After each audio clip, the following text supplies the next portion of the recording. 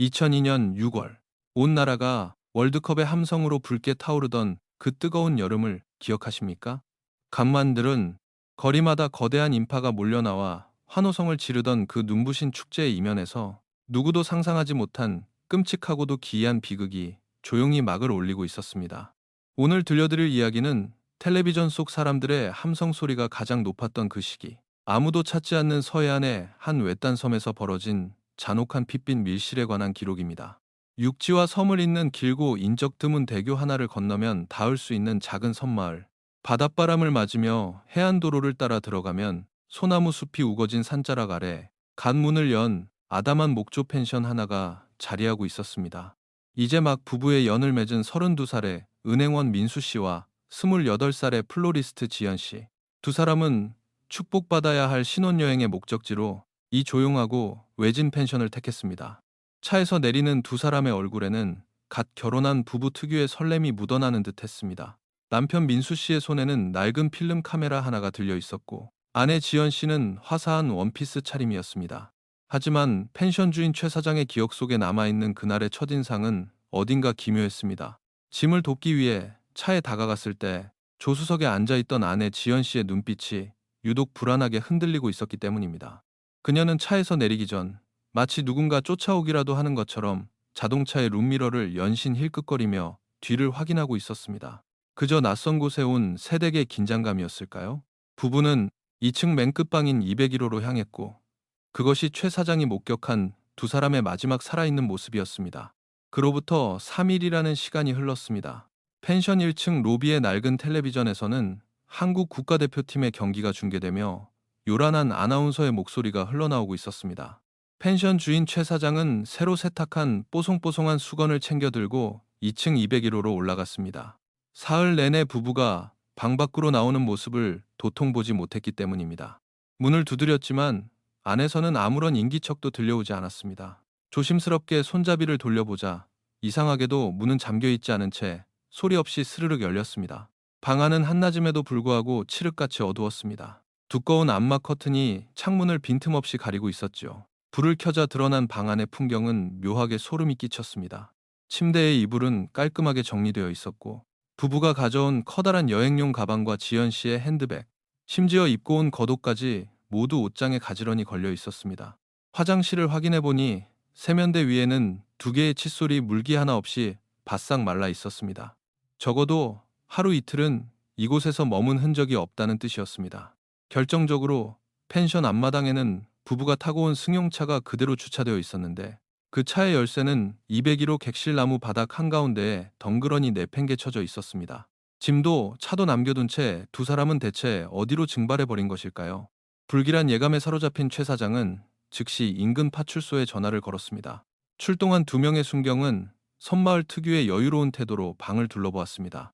그들은 부부가 사소한 말다툼 끝에 홧김에 짐을 놔두고 선착장 주변으로 나갔을 것이라고 가볍게 추측했습니다.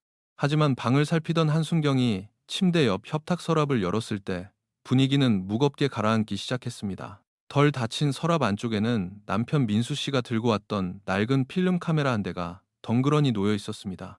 그리고 그 옆에는 절반쯤 비어있는 독한 수면제 처방 약 봉투가 나뒹굴고 있었지요.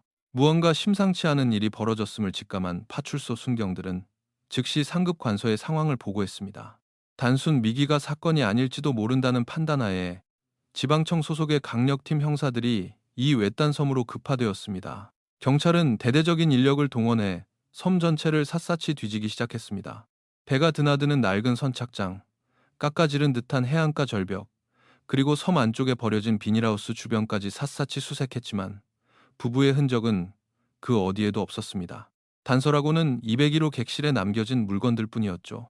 형사들은 협탁 서랍에서 발견된 필름 카메라를 조심스럽게 회수해 사진 인화를 맡겼습니다. 그리고 감식반이 도착하기 전 현장을 다시 한번 면밀히 살피던 강력팀 반장은 본능적인 감각으로 침대 매트리스를 걷어 올릴 것을 지시했습니다. 매트리스가 묵직한 마찰음을 내며 뒤집히는 순간 좁은 객실 안에는 짙은 침묵이 내려앉았습니다. 침대 프레임 구석, 후미진 틈새에서 부서진 진주 귀걸이 한 짝이 발견된 것입니다. 지연 씨가 펜션에 도착했을 때 하고 있었던 바로 그 귀걸이였습니다. 끔찍하게도 산산조각이 난 진주알 주변으로는 검붉게 말라붙은 핏자국이 엉겨 붙어 있었습니다. 이것은 더 이상 단순한 실종이 아니었습니다. 곧이어 과학수사대의 감식반이 201호에 들이닥쳤습니다.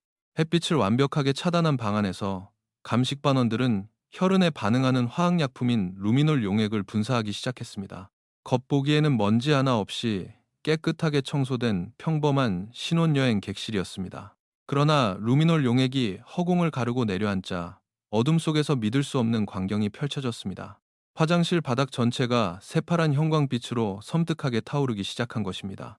그것은 엄청난 양의 피를 쏟아냈을 때만 나타나는 반응이었습니다. 형광빛의 궤적은 화장실에서 멈추지 않았습니다. 끔찍한 공격을 받고 쓰러진 누군가를 질질 끌고 간 듯 굵고 선명한 핏자국이 화장실 문턱을 넘어 객실 바닥을 가로질러 현관문까지 길게 이어져 있었습니다. 범인은 살인을 저지른 뒤 시신을 밖으로 빼내고 방안을 전문가처럼 치워놓았던 것입니다. 하지만 감식반을 더욱 소름돋게 만든 사실은 따로 있었습니다.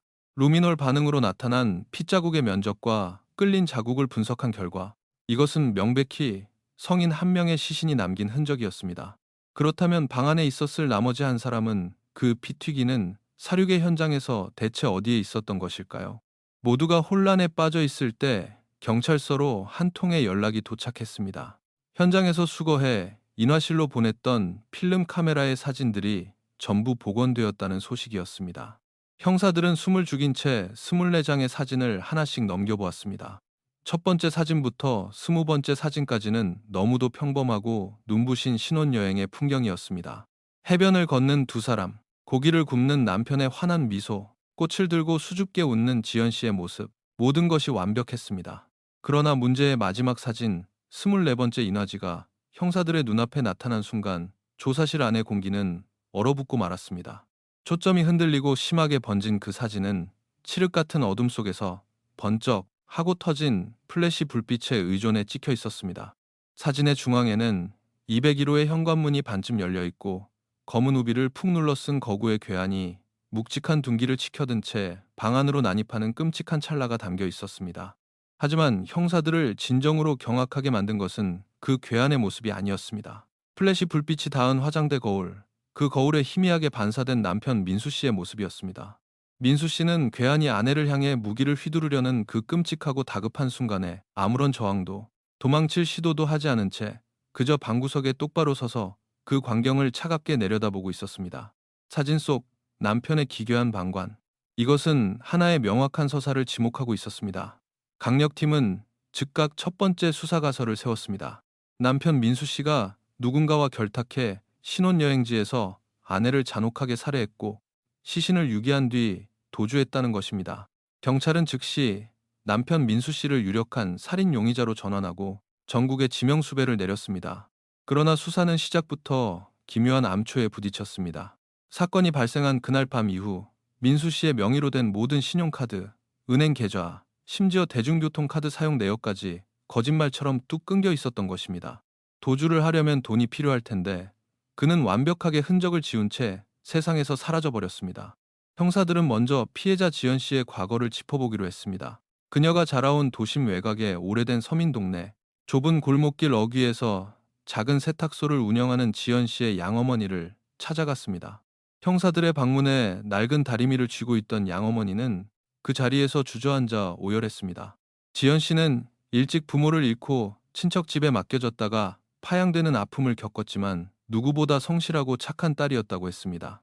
낮에는 꽃집에서 일하고 밤에는 양어머니의 세탁소 일을 도우며 억척스럽게 살았던 그녀에게 번듯한 직장과 부유한 집안을 가진 민수 씨와의 결혼은 주변 사람들에게 성공한 인생으로 불렸습니다. 하지만 눈물을 훔치던 양어머니는 형사들에게 무거운 목소리로 뜻밖의 사실을 털어놓았습니다. 결혼식을 불과 일주일 앞둔 어느 밤, 지연 씨가 창백하게 질린 얼굴로 세탁소에 찾아와 자신의 품에 안겨 엉엉 울었다는 것입니다. 그녀는 벌벌 떠는 목소리로 이렇게 말했다고 합니다. 엄마, 나 파혼하면 안 될까? 그 사람 집에 가면 숨이 막혀. 그 사람 집에 있는 무언가가 너무 무서워. 하지만 청첩장은 이미 다 돌렸고 위약금으로 낼 돈조차 막막했던 지연 씨는 체념한 듯 무거운 발걸음으로 식장으로 향했다고 했습니다. 그녀가 그토록 두려워했던 남편 집안의 무언가는 대체 무엇이었을까요?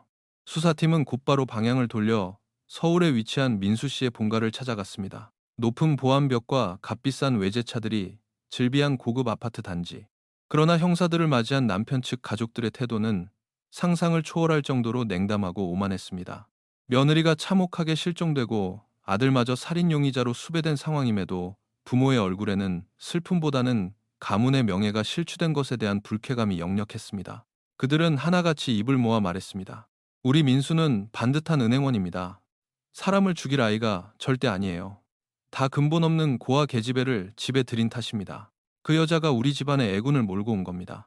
유가족의 비정한 태도에 혀를 내두른 형사들은 민수 씨가 근무하던 은행으로 향했습니다. 동료들이 기억하는 민수 씨는 부모의 말처럼 엘리트였지만 최근 몇 달간 그의 행동은 눈에 띄게 이상해졌다고 했습니다. 평소 과묵했던 그가 언제부터인가 회사 전화벨이 울릴 때마다 화들짝 놀라며 공포에 질린 표정을 지었고 툭하면 비상구 계단실 구석에 숨어 누군가와 심각하게 통화하는 모습이 자주 목격되었다는 것입니다. 엘리트 은행원의 등 뒤에 무언가 검고 거대한 그림자가 드리워져 있는 것이 분명했습니다. 형사들은 영장을 발부받아 민수 씨의 숨겨진 재무 상태를 샅샅이 파헤치기 시작했습니다.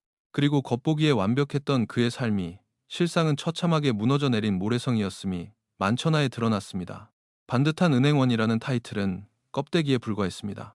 그는 불법 사설 주식시장에 손을 댔다가 막대한 빚을 졌고 이를 돌려막기 위해 악명 높은 불법 사채업자들에게까지 돈을 빌린 상태였습니다.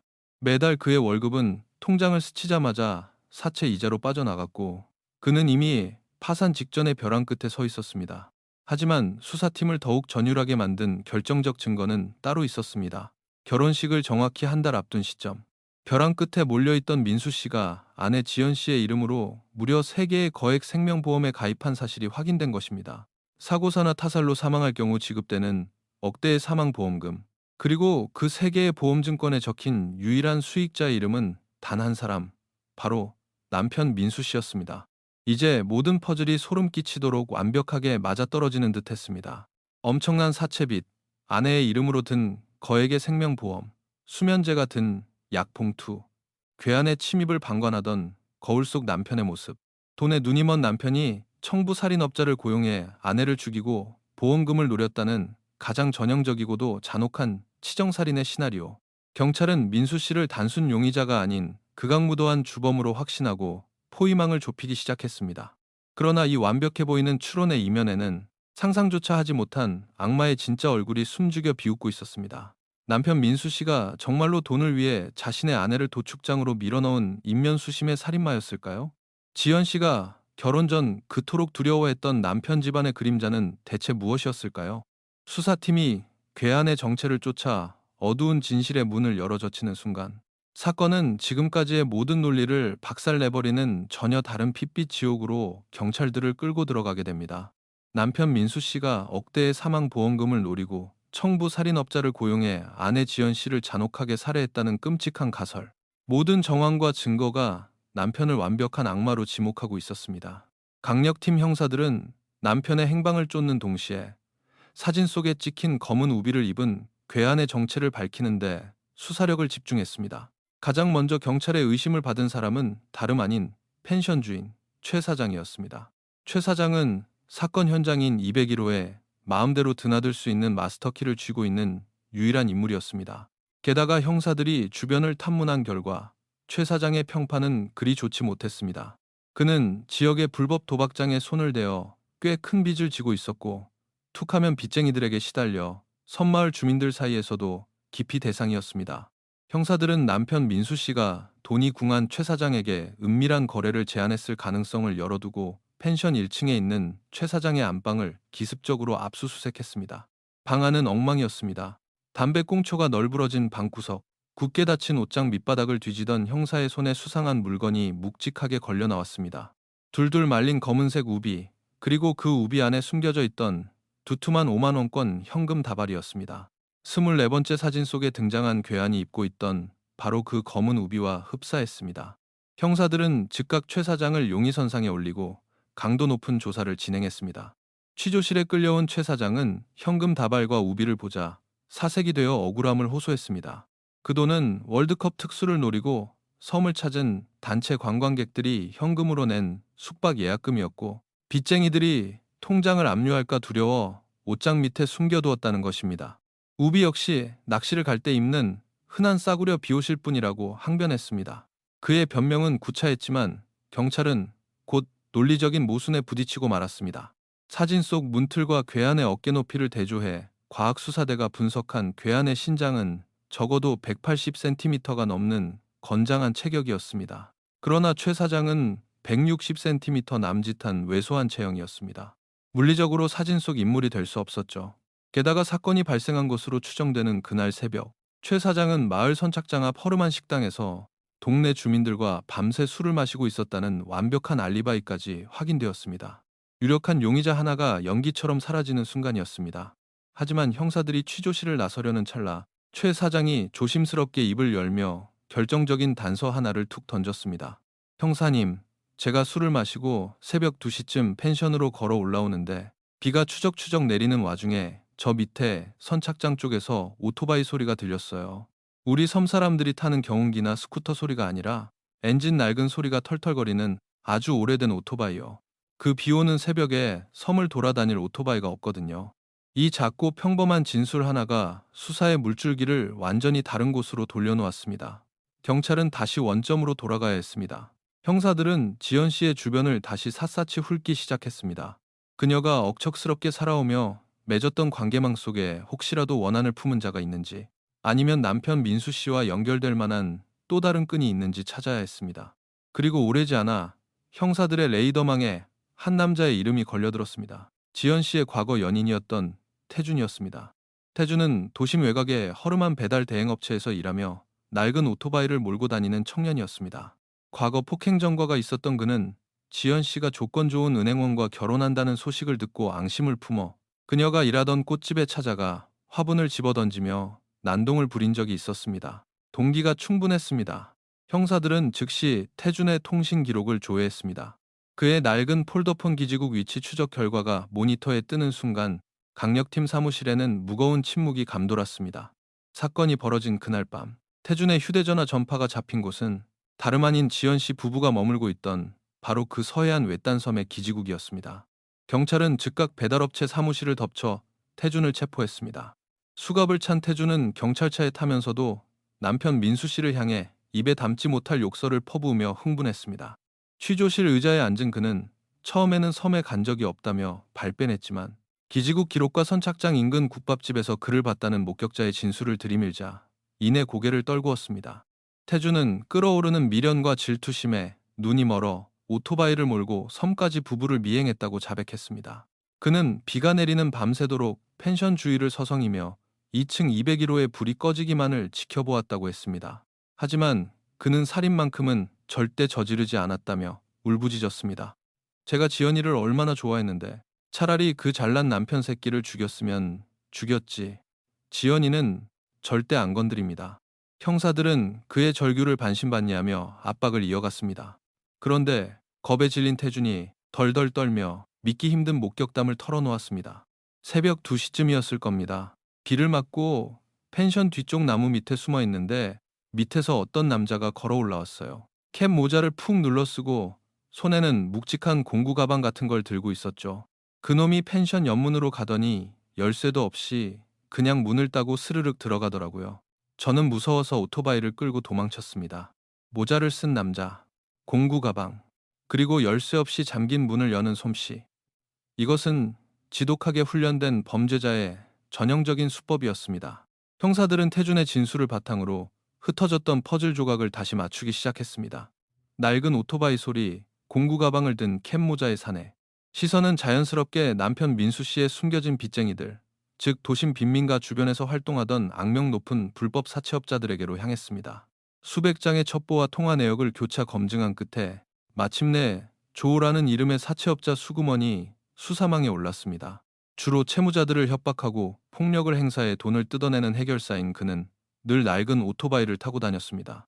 형사들은 사건 당일 새벽 섬과 육지를 잇는 대교 인근의 낡고 흐릿한 톨게이트 CCTV 영상 수백 시간을 뜬 눈으로 밤을 새우며 돌려보았습니다. 그리고 마침내 화면 구석에서 새벽 안개를 뚫고 지나가는 낡은 오토바이 한 대를 포착했습니다. 화질이 뭉개져 얼굴은 보이지 않았지만 오토바이 핸들을 쥔 사내의 굵은 손목에는 유독 눈에 띄는 투박하고 두꺼운 가죽 스트랩 시계가 채워져 있었습니다.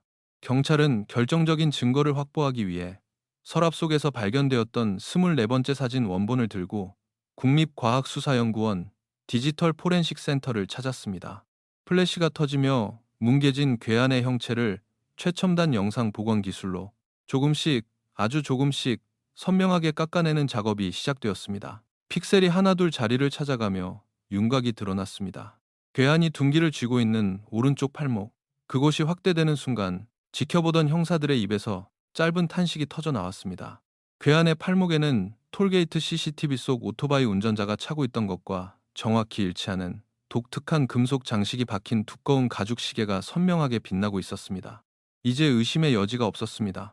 강력팀 형사들은 조 씨가 은신하고 있던 도심 외곽에 허름한 반지하 단칸방의 문을 부수고 들이닥쳤습니다. 자다 깬 조 씨는 격렬하게 반항했지만 이내 수갑이 채워진 채 바닥에 짓눌렸습니다. 비좁고 곰팡내가 진동하는 방 한 구석, 흙투성이가 된 작업화 한 켤레가 뒹굴고 있었습니다. 그 신발 바닥에 묻어있는 붉은색 진흙은 서해안 외딴 섬의 소나무 숲에서만 볼 수 있는 특유의 토양이었습니다. 취조실에 마주 앉은 조 씨는 그야말로 얼음장처럼 차가웠습니다. 무려 12시간 동안 물 한 모금 마시지 않고 묻는 말에 입을 꾹 다문 채 형사들을 노려볼 뿐이었습니다. 전형적인 폭력 조직원의 버티기 수법이었습니다. 베테랑 형사 반장은 말없이 파일처를 열어 사진 한 장을 조 씨의 눈앞에 툭 던졌습니다. 국과수에서 선명하게 복원해낸 가죽 시계를 찬 조 씨 자신이 둔기를 들고 방 안으로 난입하는 바로 그 24번째 사진이었습니다. 사진을 내려다보던 조 씨의 눈동자가 미세하게 흔들리기 시작했습니다. 그의 여유롭던 표정은 순식간에 사색이 되었고 이마에는 굵은 식은땀이 맺혔습니다.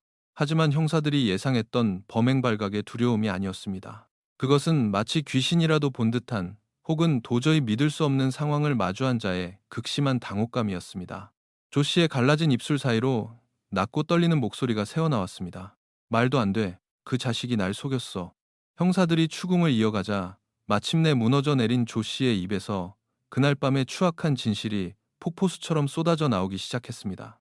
그의 자백은 형사들이 그렸던 시나리오와 절반은 일치했고 절반은 완전히 빗나가 있었습니다. 조 씨는 남편 민수 씨에게 5천만 원을 받는 조건으로 아내를 살해하는 강도 위장 청부 살인을 지시받은 것이 맞다고 털어놓았습니다. 민수 씨는 조 씨가 쉽게 들어올 수 있도록 새벽에 201호의 베란다 창문을 일부러 잠그지 않고 열어두기로 약속까지 했다고 했습니다. 저는 돈 받은 대로 하려고 거길 갔습니다. 조 씨가 마른 침을 삼키며 말했습니다. 그놈이 열어둔 문으로 들어가서 자고 있는 그 여자를 한 번에 끝내버릴 생각이었습니다.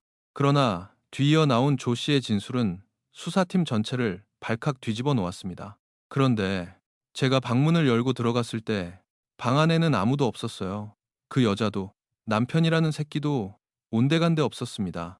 대신 방구석 바닥에 사람이 몇 명은 죽어 나간 것처럼 엄청나게 큰 피바다가 고여 있더라고요. 저는 손가락 하나 까딱 안 했습니다. 피를 보자마자 누군가 선수를 쳤다는 생각에 겁이 나서 그대로 도망쳐 나온 게 답니다. 살인 청부업자가 살인을 저지르지 못했다. 이것이 사실이라면 방 안을 가득 채웠던 그 어마어마한 양의 혈흔은 대체 누가 어떻게 만든 것이란 말입니까? 만약 민수 씨가 변심하여 자신이 직접 아내를 죽인 것이라면 왜 그는 청부업자가 들어오는 순간 방구석에 가만히 서서 방관하는 모습으로 사진에 찍혀 있었던 것일까요? 조 씨의 자백은 거짓일까요? 아니면 이 사건에 경찰이 미쳐보지 못한 또 다른 심연이 존재하는 것일까요? 점점 더 깊은 미궁 속으로 빠져드는 상황. 경찰은 다시금 원점에서 그 문제의 24번째 사진을 마주해야만 했습니다. 조 씨가 난입하던 순간 플래시가 터졌고 거울에 비친 민수 씨는 우두커니 서 있었다. 형사들은 사건 현장인 201호와 완벽하게 동일한 구조의 3D 시뮬레이션을 돌리기 시작했습니다. 조 씨가 서 있던 위치, 화장대 거울의 각도, 그리고 빛의 굴절까지 수학적으로 계산해 남편 민수 씨의 정확한 자세를 역추적했습니다. 그리고 국가수 법의학자와 영상 분석관이 거울에 비친 민수 씨의 형체를 픽셀 단위로 재분석한 결과를 내놓은 순간 강력반 회의실에는 숨막히는 정적이 흘렀습니다. 아무도 입을 열지 못했습니다. 어둠 속 플래시 불빛이 만들어낸 기괴한 착시 현상. 거울 속에 비친 남편 민수 씨는 방관하며 우두커니 서 있던 것이 아니었습니다. 그의 양팔은 등 뒤로 꺾인 채 단단히 결박되어 있었고 입에는 두꺼운 재갈이 물려 있었습니다. 그는 어둠 속에서 의자에 꽁꽁 묶인 채 괴한이 방 안으로 들이닥치는 그 끔찍한 상황을 피눈물을 흘리며 지켜볼 수밖에 없었던 피해자였습니다.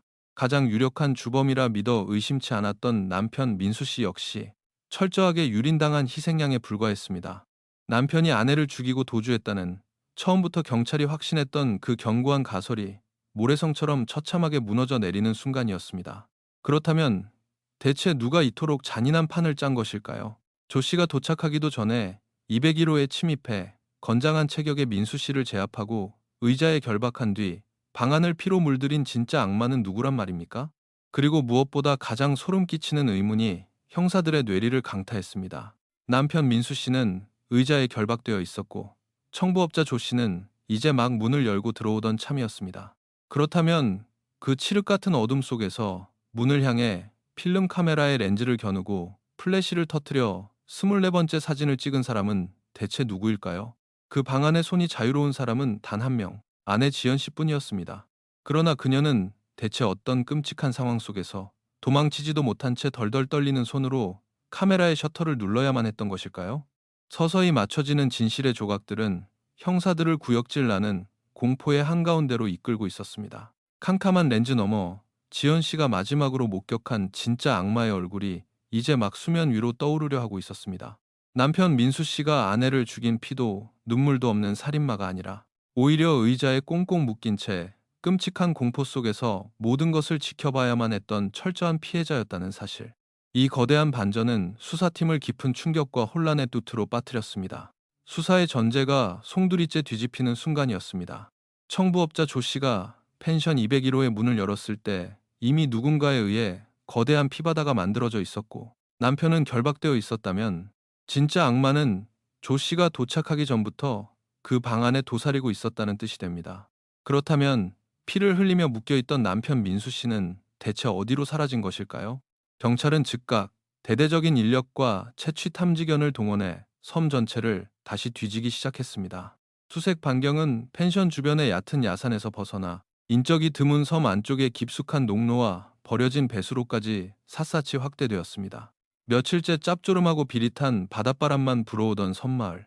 수색이 시작되고 몇 시간이 지났을 무렵 펜션에서 3km가량 뚝 떨어진 외진 농로 끝자락에서 탐지견 한 마리가 맹렬하게 짖기 시작했습니다. 그곳은 뼈대만 앙상하게 남은 채 찢어진 비닐이 펄럭이는 오래전 버려진 하우스 농동 옆의 후미진 공터였습니다.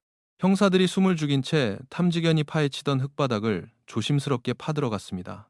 얇게 덮인 흙과 마른 솔잎, 그리고 농사용 폐비닐을 한 겹 걷어내자 마침내 끔찍한 악취와 함께 웅크린 형태의 시신 한 구가 그 참혹한 모습을 드러냈습니다. 실종되었던 남편 민수 씨였습니다. 그의 시신은 차마 눈뜨고 보기 힘들 정도로 처참하게 훼손되어 있었습니다. 곧바로 국립과학수사연구원으로 옮겨진 민수 씨의 시신에 대한 부검이 밤새도록 진행되었습니다. 부검실의 차가운 불빛 아래 드러난 진실은 수사팀의 가슴을 무겁게 짓눌렀습니다. 민수 씨의 사인은 둔기에 의한 두개골 함몰.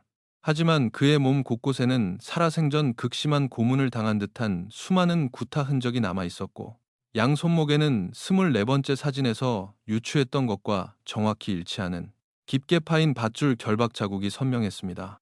그는 누군가에게 결박된 채 무자비한 폭행을 당하다 둔기에 맞아 생을 마감한 것입니다. 그런데 법의학자의 입에서 나온 사망 추정 시각은 형사들을 또다시 깊은 미궁에 빠뜨렸습니다. 위 내용물과 시반의 상태로 미루어 볼 때 민수 씨가 숨을 거둔 시각은 사건 당일 새벽 4시경으로 추정되었습니다. 이것은 시신이 남긴 혈흔의 응고 상태 등을 분석해 201호 객실에 처음 피바다가 만들어졌다고 추정된 새벽 25다 무려 2시간이나 뒤의 일이었습니다. 피를 흘리며 묶여있던 남편이 방 안에서 곧바로 죽은 것이 아니라 2시간 뒤에 3km나 떨어진 버려진 비닐하우스에서 목숨을 잃었다는 이 기묘한 시간의 공백. 그 2시간 동안 대체 무슨 일이 있었던 것일까요? 미스터리가 깊어가던 중 부검회가 아주 작은 플라스틱 용기 하나를 강력팀 반장에게 건넸습니다. 민수 씨의 굳게 쥔 손가락, 그 손톱 밑에서 발견된 아주 미세한 섬유 가닥이었습니다. 국과수 성분 분석 결과 이 섬유는 싸구려 비옷이나 동네 건달들이 입는 흔한 점퍼의 재질이 아니었습니다. 그것은 값비싼 맞춤형 정장이나 코트에 주로 쓰이는 최고급 회색 모직 원단이었습니다. 빗물이 뚝뚝 떨어지는 우비를 입고 낡은 오토바이를 몰던 사채업자 수구먼 조 씨와는 도무지 어울리지 않는 물건이었습니다. 경찰은 다시 조 씨를 취조실로 끌고 와 윽박질렀습니다. 조 씨는 억울함에 핏대를 세우며 소리쳤습니다. 제발 제 말 좀 믿어주쇼. 내가 그 펜션 방문을 열었을 때 남자는 피투성이가 돼서 묶여 있었고 바닥은 온통 피바다였다니까. 나는 사람 죽인 적 없소. 기분 나빠서 그냥 도망쳐 나왔다니까요. 조 씨의 진술은 일관성이 있었고 그의 동선이나 옷가지에서도 살인의 직접적인 증거는 나오지 않았습니다. 조 씨는 민수 씨에게 5천만 원을 약속받고 청부 살인을 지시받았다고 했지만 그 약속조차 함정이었을지 모른다는 의심이 피어오르기 시작했습니다. 수사팀은 원점으로 돌아가 가장 강력한 범행 동기였던 돈, 즉 지연 씨의 이름으로 가입된 3개의 거액 생명보험 서류를 다시 샅샅이 파헤치기 시작했습니다. 그리고 서류를 들여다보던 지능범죄수사대 소속 전문가의 눈에 치명적인 허점이 포착되었습니다. 보험 가입 신청서에 적힌 남편 민수 씨의 필체. 언뜻 보면 비슷해 보였지만 전문가의 감정 결과 그것은 정교하게 위조된 가짜 서명이었습니다. 누군가 민수 씨의 행세를 하며 아내의 이름으로 보험을 들었던 것입니다. 더욱 결정적인 사실은 따로 있었습니다. 아내가 사망할 경우 수십억 원의 보험금이 입금되도록 지정된 수익자 계좌는 남편 민수 씨의 개인 통장이 아니었습니다. 그 계좌는 도심 한복판에 주소지를 둔 정체불명의 한 법인 회사로 연결되어 있었습니다. 경찰은 즉각 압수수색 영장을 발부받아 해당 법인의 실소유주를 추적해 들어갔습니다. 겹겹이 쌓인 페이퍼 컴퍼니의 장부들을 한꺼풀씩 벗겨내자 서류의 가장 밑바닥에서 전혀 예상치 못한 낯설고도 익숙한 이름 하나가 튀어나왔습니다. 회사 대표의 이름은 민호, 바로 억울하게 죽은 남편 민수 씨의 친형이었습니다. 형 민호, 그는 겉보기엔 번듯한 외제차를 몰고 다니는 성공한 부동산 개발업자였습니다. 하지만 그의 실상은 완전히 썩어 문드러져 있었습니다. 수사팀이 그의 재무 상태를 탈탈 털어보자 놀라운 진실이 드러났습니다. 몇 년 전 불어닥친 IMF 외환 위기의 여파로 민호의 회사는 연쇄 부도를 맞았고 그는 수백억 원대의 천문학적인 빚을 지고 있었습니다. 폭력 조직이 연루된 사채업자들에게 쫓기며 하루하루 벼랑 끝에 매달려 있던 상황이었죠. 이 시점에서 형사들의 머릿속에 번쩍하고 하나의 섬광이 스쳐 지나갔습니다. 사건 초기 서울의 고급 아파트에서 만났던 민수 씨 부모의 태도가 떠오른 것입니다. 며느리가 실종되고 작은 아들이 살인범으로 몰린 상황에서도 그들은 유독 가문의 명예를 운운하며 며느리를 멸시했습니다. 왜 그랬을까요? 그들은 집안의 자랑이자 장남인 큰아들 민호의 회사가 무너져 내리는 것을 막기 위해 온 가족이 눈이 멀어 큰아들을 감싸고 있었던 것입니다. 부모는 가난한 고아 출신의 며느리 지연 씨를 집안의 애군으로 취급하며 장남의 실패조차 며느리 탓으로 돌리는 광기 어린 편견에 사로잡혀 있었던 것이죠. 수사팀은 지체 없이 형민호를 유력한 살인 용의자로 특정하고 그의 일거수일투족을 24시간 밀착 감시하기 시작했습니다. 빚쟁이에게 쫓긴다던 민호는 태연하게 최고급 골프장을 드나들며 사치스러운 생활을 이어가고 있었습니다. 특히 형사들의 시선을 사로잡은 것은 골프장에 나타난 그가 입고 있던 옷이었습니다. 그의 어깨에는 남동생의 손톱 밑에서 발견되었던 섬유와 동일해 보이는 최고급 회색 모지 코트가 걸쳐져 있었습니다. 경찰은 내사를 마치고 민호를 경찰서로 소환했습니다. 취조실에 들어선 민호는 동생 민수의 끔찍한 죽음을 전해 듣고는 가슴을 치며 오열했습니다. 자신의 사업이 힘들어 동생을 제대로 챙기지 못했다며 눈물을 쏟아내는 그의 연기는 소름이 끼칠 정도로 완벽했습니다. 그리고 그는 자신만만한 얼굴로 사건 당일의 알리바이를 제시했습니다. 그날 밤 저는 자금 융통을 위해 투자자들과 서울 도심의 고급 룸살롱 VIP실에서 접대를 하고 있었습니다. 밤 9시부터 다음 날 새벽 5시까지 한 발짝도 나가지 않았어요. CCTV를 확인해 보시면 알 겁니다. 형사들이 룸살롱의 CCTV를 확보해 확인해 본 결과 놀랍게도 민호의 말은 사실이었습니다. 그는 복도 CCTV 화면 안쪽의 룸에서 밤새 술을 마시고 있었고 새벽 5시가 되어서야 비틀거리며 밖으로 나오는 모습이 분명하게 찍혀 있었습니다. 알리바이는 철벽처럼 견고해 보였습니다. 그러나 완전 범죄를 향한 오만함은 언제나 아주 작은 틈새에서 무너지기 마련입니다. 형사들이 눈이 뻘겋게 충혈되도록 CCTV 화면을 수백 번 돌려보던 중 베테랑 형사의 매서운 눈썰미가 기묘한 위화감을 잡아냈습니다. 룸살롱 복도 화면에는 VIP실 문 앞을 지키고 서 있는 덩치 큰 사내 하나가 있었습니다. 바로 민호의 그림자처럼 따라다니던 수행기사 겸 비서 강 씨였습니다. 그런데 밤 10시 무렵 누군가의 전화를 받은 수행기사 강 씨가 슬그머니 화면 밖으로 빠져나가더니 동이 트기 직전인 새벽 4시 반이 되어서야 허겁지겁 다시 룸 앞을 지키러 돌아온 것이 포착되었습니다. 사장이 밤새 술을 마시는데 대기해야 할 수행기사가 무려 6시간 동안이나 행방이 묘연했다. 서해안 외딴섬까지 왕복으로 다녀오기에 충분하고도 남는 시간이었습니다. 경찰의 타깃은 즉각 수행기사 강 씨로 변경되었습니다. 강 씨의 행적을 쫓는 대대적인 통신 및 동선 수사가 시작되었습니다. 하지만 강 씨 역시 호락호락한 인물이 아니었습니다. 그날 밤 고속도로 톨게이트 기록, 하이패스, 현금 결제 내역 어디에서도 강 씨의 이름이나 민호의 고급 승용차 번호는 발견되지 않았습니다. 그는 철저하게 대포차를 이용하고 현금만을 사용하며 CCTV의 사각지대를 교묘하게 빠져나간 것입니다. 하지만 아무리 치밀하게 계획된 범죄라도 일상의 무의식적인 습관까지 완벽하게 통제할 수는 없는 법입니다. 형사들이 섬으로 향하는 국도변 주변의 상가와 주유소를 며칠 밤낮으로 뒤지던 끝에 선착장에서 약 10km 떨어진 한적한 국도변의 작은 편의점 결제 내역에서 결정적인 꼬리를 밟았습니다. 사건이 벌어졌던 그날 새벽 1시경 편의점 CCTV에는 얼굴을 푹 숙인 남자가 담배 2갑을 현금으로 결제하고 나가는 흐릿한 뒷모습이 찍혀 있었습니다. 현금 결제라 추적이 불가능해 보였지만 남자는 무심코 편의점 계산대 화면에 전화번호 하나를 입력하고 나갔습니다. 고작 몇십 원의 포인트를 적립하기 위한 무의식적인 행동. 경찰이 그 전화번호의 명의자를 조회하자 모니터에 떠오른 이름. 그것은 다름 아닌 수행기사 강 씨 아내의 번호였습니다. 드디어 범인의 목줄을 쨘 확실한 카드가 손에 들어왔습니다. 강력팀은 즉시 수행기사 강 씨를 긴급 체포해 취조실에 앉혔습니다. 강 씨는 책상에 수갑을 찬 채로 턱을 괴고 모르쇠로 일관하며 빈정거렸습니다. 제가 그 시간에 드라이브 좀 간 게 무슨 죄가 됩니까? 사람 죽였다는 증거 가져와 보시죠. 형사들은 조급해하지 않았습니다. 반장은 헛웃음을 치며 주머니에서 작은 비닐, 지퍼백 하나를 꺼내 책상 위에 툭 던졌습니다. 그 안에는 민수 씨의 손톱 밑에서 발견되었던 최고급 회색 모직 섬유 가닥이 들어 있었습니다. 네가 서해안 국도변 편의점에서 담배 사고 남긴 안에 번호 포인트 적립 내역은 이미 확보했다. 그리고 이거 죽은 민수 씨 손톱 밑에서 나온 섬유 가닥이야. 국가수 결과가 뭐라고 나왔는지 아냐? 네가 즐겨 입는 그 싸구려 양복 안감이랑 똑같다더라.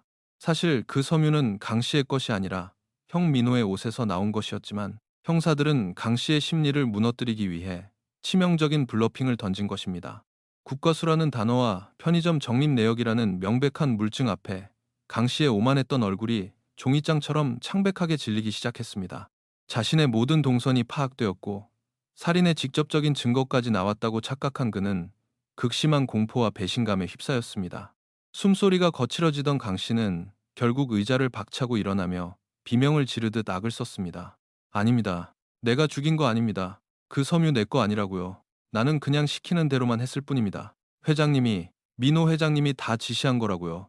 마침내 견고했던 악의 성벽이 와르르 무너져 내리는 순간이었습니다. 강 씨의 자백을 확보한 경찰은 지체 없이 체포조를 꾸려 도심의 고급 골프장으로 향했습니다. 푸른 잔디 위에서 여유롭게 골프채를 휘두르던 형민호는 들이닥친 형사들에 의해 손목에 차가운 수갑이 채워졌습니다. 하지만 경찰서로 압송된 민호의 태도는 형사들을 아연실색하게 만들었습니다. 체포되는 순간 가면을 벗어던진 그는 핏줄을 잃은 슬픔은커녕 오히려 동생을 향해 짜증 섞인 저주를 퍼부었습니다. 형사님, 뭔가 오해를 하시나 본데 저는 내 동생 민수를 죽일 생각이 추호도 없었습니다. 저는 그 근본 없는 고아년, 내 동생 인생 망치고 우리 집안에 거머리처럼 달라붙은 그 계집애 하나만 죽여서 보험금으로 내 회사를 살리려고 했을 뿐입니다. 다 순조로웠는데 멍청한 민수, 그놈이 중간에 끼어들어서 다 망쳐버린 거라고요? 돈에 눈이 멀어 재수 씨를 잔혹하게 살해하려 했으면서도 동생의 죽음마저 동생의 탓으로 돌리는 구역질 나는 이기심. 그것이 바로 이 사건을 배후에서 조종한 진정한 악마의 낯짝이었습니다. 수사팀은 수행기사 강 씨를 다시 앉혀놓고 그날 밤 펜션 201호에서 벌어진 끔찍한 참극을 시간 단위로 낱낱이 재구성하기 시작했습니다. 강 씨의 진술에 따르면 계획은 이렇습니다. 형 민호는 알리바이를 위해 룸살롱에 남고 강 씨 혼자 대포차를 몰고 섬으로 들어갔습니다. 펜션에 일하다 퇴사한 청소 노동자에게 몰래 돈을 주고 마스터키를 복사해둔 상태였죠. 강 씨의 임무는 새벽에 몰래 방에 숨어 들어가 아내 지연 씨에게 심장마비로 위장할 수 있는 독극물을 주사하고 조용히 빠져나오는 것이었습니다. 비가 추적추적 내리던 새벽, 강 씨는 마스터키로 201호의 문을 소리 없이 열고 들어갔습니다. 암막 커튼이 쳐진 칠흑 같은 어둠 속 침대에는 두 사람이 곤히 잠들어 있었습니다. 강 씨가 주사기를 꺼내들고 지연 씨 쪽으로 다가가는 그 찰나, 운명의 장난이었을까요? 평소 잠기가 예민했던 은행원 민수 씨가 인기척을 느끼고 눈을 번쩍 떴습니다. 어둠 속에서 낯선 괴한과 눈이 마주친 남편. 민수 씨는 본능적으로 아내를 지키기 위해 짐승 같은 괴성을 지르며 강 씨에게 덤벼들었습니다. 격렬한 몸싸움이 벌어졌고 당황한 강 씨는 품고 있던 무거운 쇠망치를 꺼내 민수 씨의 머리를 사정없이 내리쳤습니다. 둔탁한 파열음과 함께 민수 씨가 바닥으로 고꾸라졌고 펜션 바닥은 순식간에 민수 씨의 머리에서 뿜어져 나온 엄청난 양의 피로 붉게 물들기 시작했습니다. 이것이 바로 감식반이 발견했던 그 끔찍한 피바다의 진실이었습니다. 강 씨는 피투성이가 되어 기절한 민수 씨의 손발을 밧줄로 꽁꽁 묶고 의자에 결박해버렸습니다. 입에는 수건을 쑤셔 넣어 비명조차 지르지 못하게 만들었죠. 그리고 피가 뚝뚝 떨어지는 망치를 든 채 침대 구석에서 사시나무 떨듯 벌벌 떨고 있는 아내 지연 씨를 향해 천천히 발걸음을 옮겼습니다. 남편은 피를 쏟으며 묶여있고 살인마가 자신을 향해 다가오는 극한의 공포, 그 방안은 그야말로 지옥 그 자체였습니다. 이 지연 씨는 살려달라 애원할 힘조차 잃은 채 본능적으로 협탁위를 더듬었습니다. 그리고 그녀의 손끝에 닿은 것은 남편이 신혼여행을 위해 가져왔던 낡은 필름 카메라였습니다. 망치를 든 강 씨가 그녀를 내리치려 팔을 치켜든 바로 그 순간이었습니다. 지연 씨는 눈을 질끈 감은 채 어둠 속의 범인을 향해 카메라 렌즈를 겨누고 셔터를 눌렀습니다. 번쩍 좁은 객실 안을 대낮처럼 밝히는 강렬한 플래시 불빛이 터졌습니다. 어둠에 익숙해져 있던 강 씨는 갑작스러운 섬광에 눈이 멀어 순간적으로 비틀거렸습니다. 찰나의 시간, 도망치거나 소리를 지를 수도 있었던 그 짧은 틈에 지연 씨가 선택한 행동은 형사들의 가슴을 먹먹하게 만들었습니다. 그녀는 재빨리 협탁 서랍을 열어 카메라를 깊숙이 쑤셔 넣고 서랍을 닫아버렸습니다. 자신이 이곳에서 살아나가지 못할 것이라는 직감, 남편을 무참히 짓밟은 저 악마의 정체를 어떻게든 세상에 남겨야 한다는 처절한 몸부림. 이 사진 한 장이 훗날 진실을 밝혀줄 유일한 목격자가 되리라는 것을 알았던 것처럼 그녀는 목숨이 오가는 순간에 증거를 박제하고 감추는 길을 택했던 것입니다. 하지만 형사들의 등줄기를 서늘하게 만든 의문은 여전히 남아 있었습니다. 강 씨의 자백대로라면 지연 씨가 사진을 찍고 난 직후에 그녀는 어떻게 된 것일까요? 강 씨가 범행을 저지르던 도중 빚 독촉을 위해 찾아왔던 사채업자 조 씨가 우연히 방문을 열었다가 피바다를 보고 도망쳤습니다.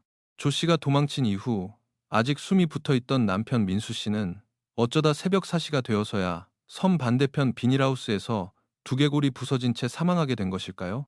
조 씨가 목격한 현장과 강 씨의 진술, 그리고 민수 씨 시신에서 발견된 형민호의 고급 모직 섬유. 수사팀은 직감했습니다. 사건은 아직 끝나지 않았습니다.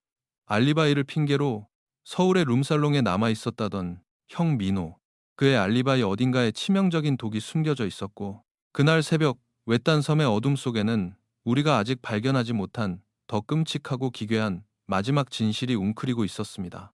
수사관들은 숨겨진 이 시간의 행적을 쫓아 다시 한번 지옥의 문을 열어젖힐 준비를 하고 있었습니다.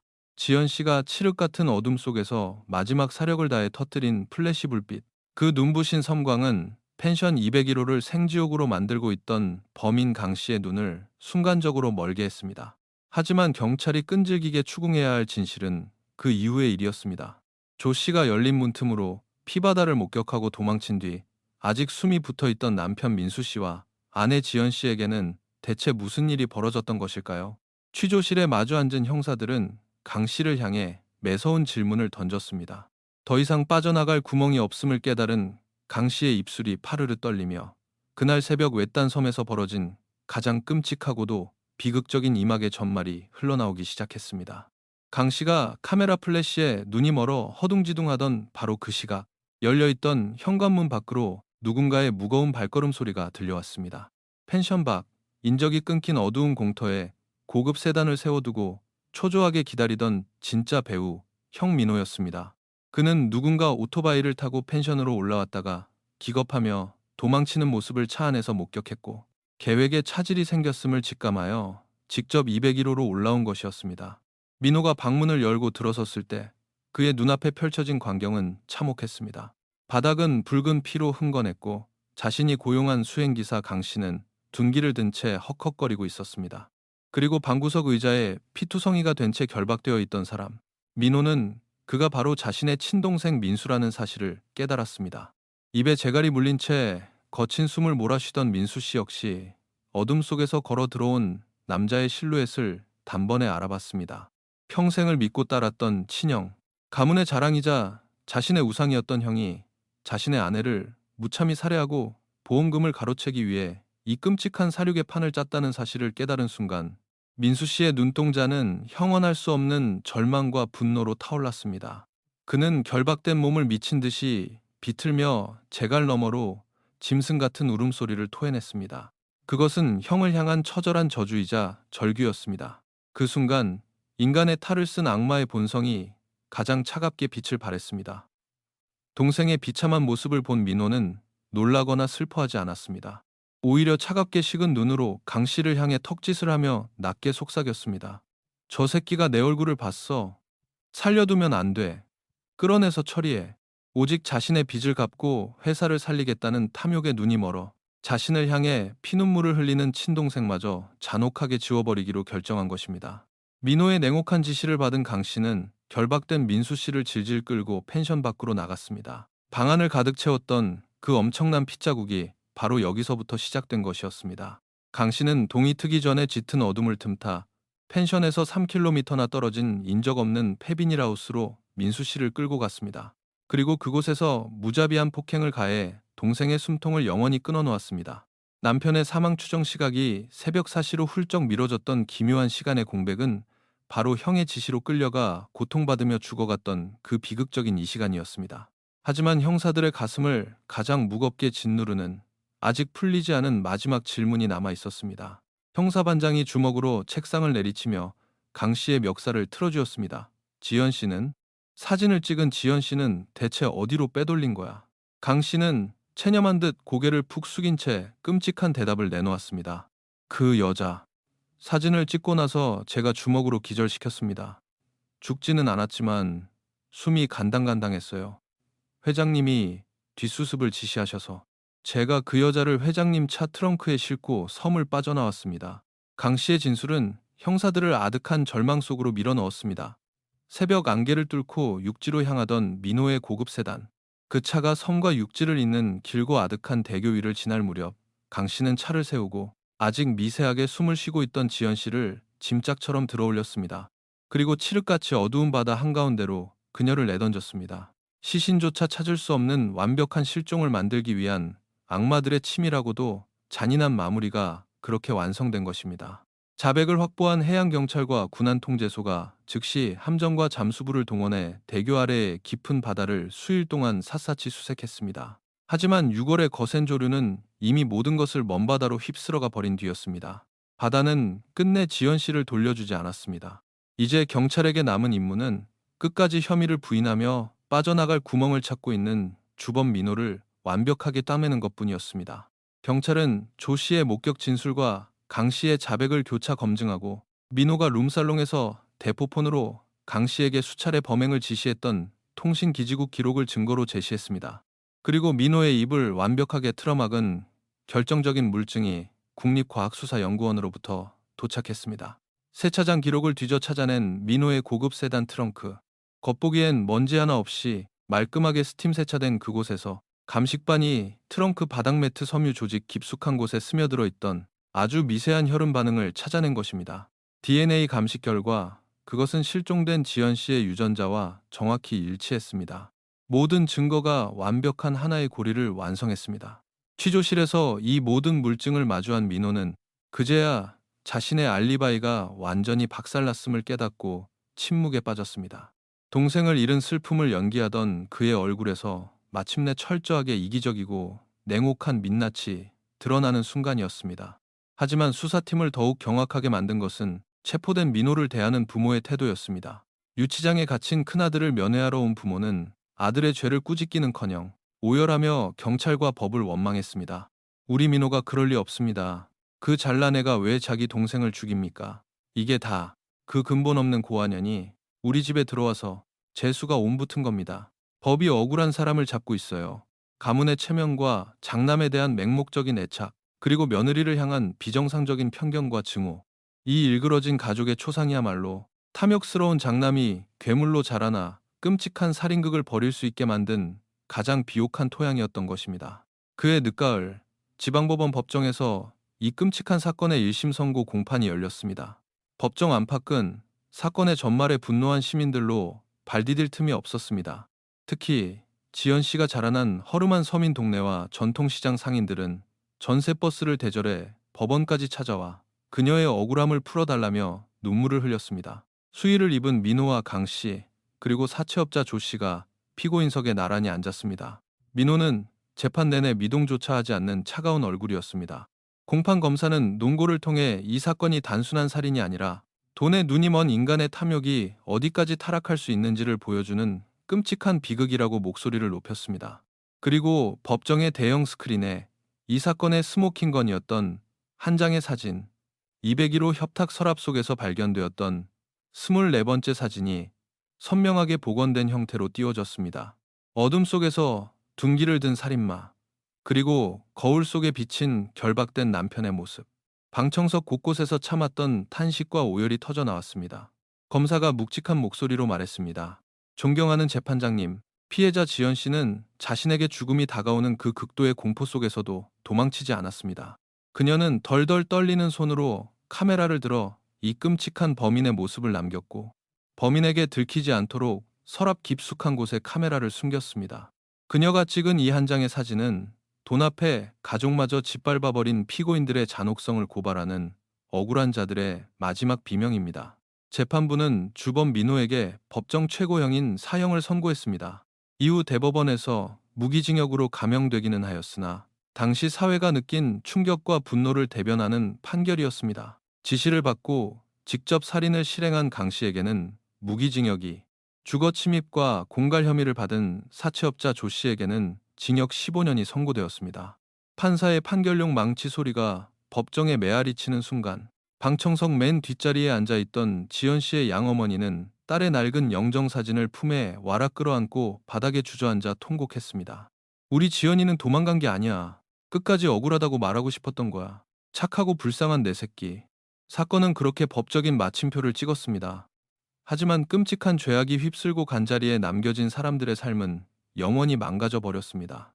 동생을 죽인 큰아들을 끝까지 감싸고 돌았던 부모는 어떻게 되었을까요? 재판이 끝난 후 그들은 더 이상 그 고급 아파트 단지에서 고개를 들고 살 수 없었습니다.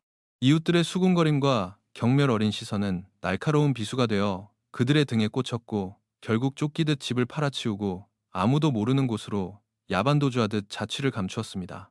그토록 가문의 명예와 돈을 지키려 발버둥 쳤지만 그 탐욕과 맹목적인 이기심은 결국 두 아들을 모두 잃고 자신들마저 지옥으로 내모는 파멸의 씨앗이 되었습니다. 법원 밖 차가운 계단 한 구석에는 지연 씨의 전 연인이었던 태준이 담배를 태우며 멍하니 서 있었습니다. 한때 지연의 남편을 질투해 펜션 앞까지 쫓아갔던 그는 자신이 어둠 속에 숨어 그저 오토바이 소리만 듣고 도망치지 않았더라면, 문을 부수고 들어가 조금이라도 용기를 냈더라면 지연 씨를 살릴 수 있지 않았을까 하는 평생 씻을 수 없는 뼈저린 후회와 자책감 속에서 살아가게 되었습니다. 시간은 무심히 흘러 사건 발생 후 1년이 지났습니다. 서해안의 외딴 섬을 잇는 길고 아득한 대교 위로 붉은 노을이 내려앉고 있었습니다. 인적 없는 다리 한가운데 지연 씨의 양어머니가 조용히 서서 바다를 내려다보았습니다. 어머니의 거친 손에서 하얀 국화꽃송이들이 바람을 타고 잿빛 바다 위로 힘없이 떨어져 내렸습니다. 차가운 물속 어딘가에 홀로 잠들어 있을 딸을 위한 눈물의 진혼제였습니다. 같은 시각 도심 외곽의 조용한 공원 묘지에는 억울하게 죽어간 남편 민수 씨가 이장되어 새로운 묘비 아래 잠들었습니다. 그리고 그의 묘비 바로 옆에는 시신을 찾지 못해 이름만 새겨넣은 지연 씨의 가묘가 나란히 세워졌습니다. 살아서는 지옥 같은 비극을 겪어야 했던 부부는 죽어서야 비로소 아무도 방해하지 않는 영원한 안식 속에서 다시 만날 수 있었습니다. 그리고 이 모든 비극의 시작이자 끝이었던 섬마을의 작은 목조 펜션. 주인을 잃은 펜션은 흉물스럽게 방치되어 잡초만 무성하게 자라났습니다. 동네 주민들은 펜션 근처로는 발길조차 돌리지 않았고 낡은 간판은 바닷바람에 떨어져 나갔습니다. 누군가 치밀하게 계획했던 죽음의 밀실, 201호의 굳게 닫힌 문틈 사이로 이제는 적막한 먼지만이 쌓여갈 뿐입니다. 사건을 끝까지 추적했던 베테랑 형사는 퇴근길 동네 어귀의 허름한 포장마차에 앉아 혼자 쓴 소주잔을 기울이고 있었습니다. 그의 머릿속에는 텅 빈 201호의 침대 옆 협탁과 그 덜 닫힌 서랍 속에서 발견되었던 낡은 필름 카메라 한 대가 지워지지 않는 문신처럼 깊게 새겨져 있었습니다. 오늘 준비한 이야기는 여기까지입니다. 돈이라는 허상 앞에 피를 나눈 가족마저 처참하게 도륙한 악마의 민낯, 그리고 죽음의 문턱 앞에서도 진실을 남기기 위해 셔터를 눌렀던 한 여자의 처절한 용기. 세상에서 가장 끔찍한 괴물은 어두운 골목길이 아니라 탐욕으로 일그러진 우리 안에 가장 평범하고 가까운 관계 속에 숨어 있을지도 모릅니다. 서랍 속에 갇혀있던 그 날카로운 플래시 불빛이 이기심으로 병들어가는 이 사회의 어두운 구석구석을 영원히 비추는 경고의 섬광으로 남기를 바랍니다. 끝까지 들어주셔서 감사합니다.